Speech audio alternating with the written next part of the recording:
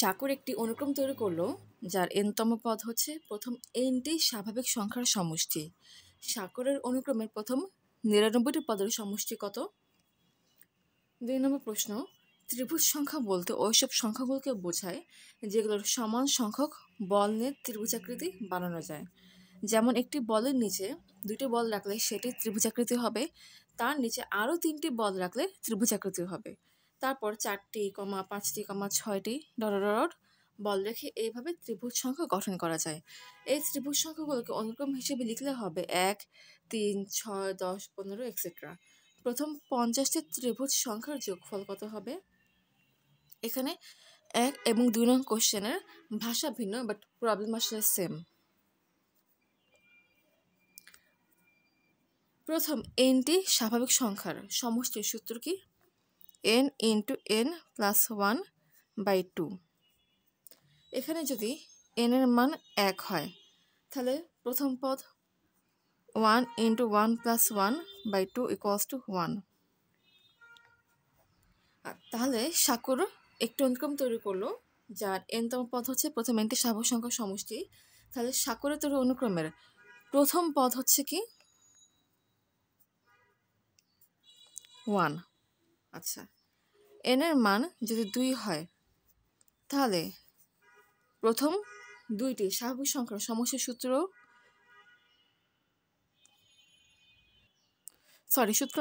তাহলে প্রথম দুটি স্বাভাবিক সংখ্যার সমষ্টি কত হবে? 2 ইন্টু 2 প্লাস 1/2, 3।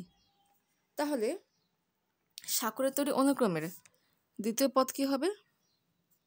3। আচ্ছা, এখন n এর মান যদি 3 হয় তাহলে প্রথম তিনটি স্বাভাবিক সংখ্যার সমষ্টি কত হবে? 3 into 3 plus 1/2 equals to 3 into 4/2 equals to 6। তাহলে সাকরের তৈরি অনুক্রমের তৃতীয় পদ কি হবে? 6।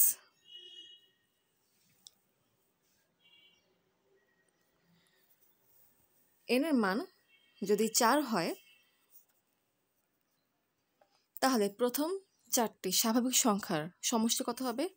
4 ইন্টু 4 প্লাস 1/2 ইকুয়ালস টু 10। তাহলে সাকরের তৈরি অনুক্রমের চতুর্থ পদ কি হবে? 10 হবে। এভাবে করে অন্য সকল পদ পাওয়া যাবে। আচ্ছা, এই 1কে আবার 1 হিসেবে লিখতে পারি, এই 3কে আবার কি হিসেবে লেখা যায়? প্রথম দুটি পদের সমষ্টি, অর্থাৎ 1 প্লাস 2। এই 6কে আবার কীভাবে লিখতে পারি? প্রথম তিনটি স্বাভাবিক সংখ্যার সমষ্টি, 1 প্লাস 2 প্লাস 3। আবার 10কে কী লেখা যায়? প্রথম চারটি স্বাভাবিক সংখ্যার সমষ্টি হিসেবে, অর্থাৎ 1 প্লাস 2 প্লাস 3 প্লাস 4 এটা হিসেবে। আবারও বলছি, সাকর যে অনুক্রম তৈরি করেছে তার প্রথম পদ হচ্ছে 1, দ্বিতীয় পদ হচ্ছে কি প্রথম দুইটি স্বাভাবিক সংখ্যার সমষ্টি, অর্থাৎ 1 প্লাস 2 ইকুয়ালস টু 3। তৃতীয় পদ হচ্ছে কি প্রথম তিনটি স্বাভাবিক সংখ্যার সমষ্টি, যা হচ্ছে 1 প্লাস 2 প্লাস 3 ইকুয়ালস টু 6। এবং চতুর্থ পদ হচ্ছে কি প্রথম চারটি স্বাভাবিক সংখ্যার সমষ্টি, অর্থাৎ 1 plus 2 plus 3 plus 4 equals to 10, যেটা আসলে এই সূত্রকে ফলো করে এসেছে। তাহলে সাকরের তৈরি অনুক্রমের n-তম পদ কি হবে? n into n plus 1/2। আচ্ছা, সাকর যে অনুক্রমটি তৈরি করেছে তার পদগুলো আবার একটু এখানে লিখছি, 1, 3, 6, 10, ডট ডট, এবং সবার শেষে n-তম পদ কি? n into n plus 1/2।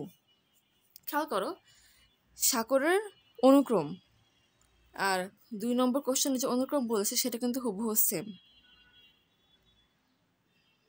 এখন আমরা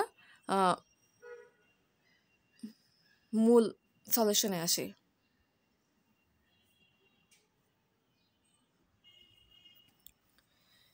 এখানে যদি n-তম পদ n ইন্টু n প্লাস 1/2 হয় তাহলে এই অনুক্রমের প্রথম nটি পদের সমষ্টি কি হবে? Summation of n equals to 1 to n n into n plus 1/2। এখন এটাকে স্প্লিট করব। এখানে হাফ হচ্ছে কি ধ্রুবক, তাই সামনে নিলাম। Summation of n equals to 1 to n n square plus n।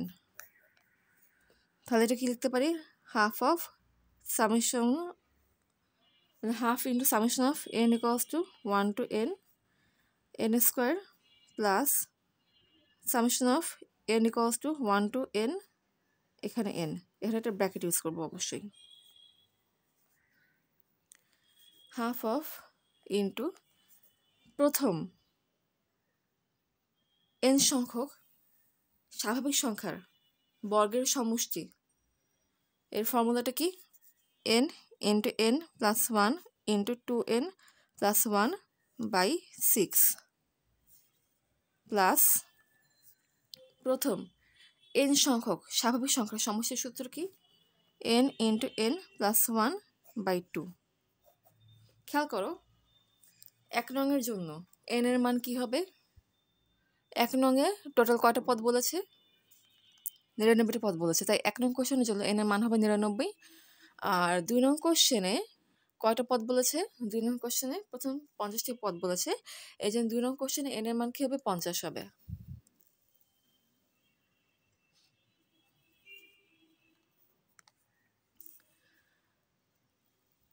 তাই এখন আগে 1 নংটা সলভ করছি, পরে 2 নংটা করছি।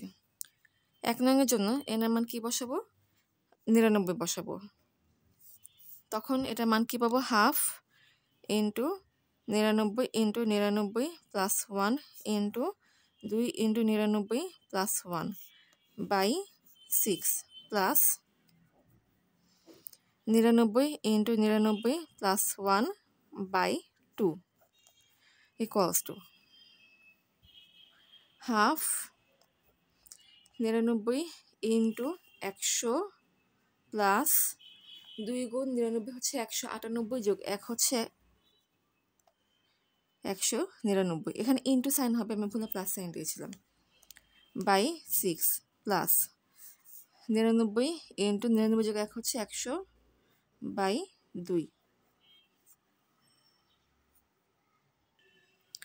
এই যে এটা আবার বলছি, এটা হচ্ছে 99, 99 যোগ 1 হচ্ছে 100, আর 2 গুণ 99 হচ্ছে 198 যোগ 1 হচ্ছে 199, এবং এটা প্রত্যেকে গুণাকার আছে তাই গুণ সাইন, প্লাস প্লাস 99 গুণ 99 যোগ 1 হচ্ছে 100। হ্যাঁ, এখন সিম্পলি ক্যালকুলেট করব,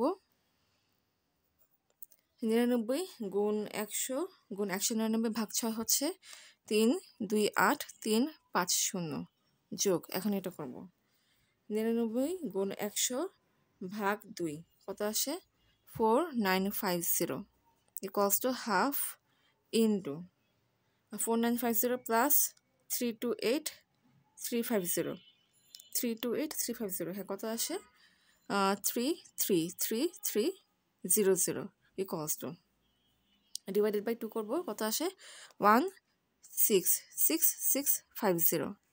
তাহলে সাকরের তৈরি অনুক্রমের প্রথম 99টি পদের সমষ্টি কত, 166650। তো 1 নম্বর কোশ্চেনের জন্য এটাই হচ্ছে অ্যান্সার। এখন 2 নম্বর কোশ্চেনের জন্য n এর মান কি বসাবো, 50 বসাবো। আচ্ছা, এখন এখানেই n এর মান কি বসাবো, 50 বসাবো। হাফ ইন্টু, আচ্ছা আগে n এর মান 50 লিখে নিই, হাফ ইন্টু 50 ইন্টু, আচ্ছা 50 যোগ 1 হচ্ছে 51 ইন্টু 50 গুণ 2 হচ্ছে 100 যোগ 1 হচ্ছে 101 ভাগ 6 প্লাস, আচ্ছা এটা হচ্ছে 50 ইন্টু 50 যোগ 1 হচ্ছে 51 ভাগ 2 equals to half into bracket. এটাকে ক্যালকুলেট করলে পাই 4295 প্লাস এটাকে করলে পাই 1275। এখানে এদেরকে যদি যোগ করে কত পাবো, 44200। এটা ডিভাইডেড বাই 2 করবো, কত পেলাম, 22100। তার মানে 2 নং কোশ্চেনের জন্য অ্যান্সার কি হবে, কিংবা প্রথম 50টি ত্রিভুজ সংখ্যা যোগফল কত হবে, 22100। তাই 2 নং কোশ্চেনের জন্য অ্যান্সার হচ্ছে কি 22,100।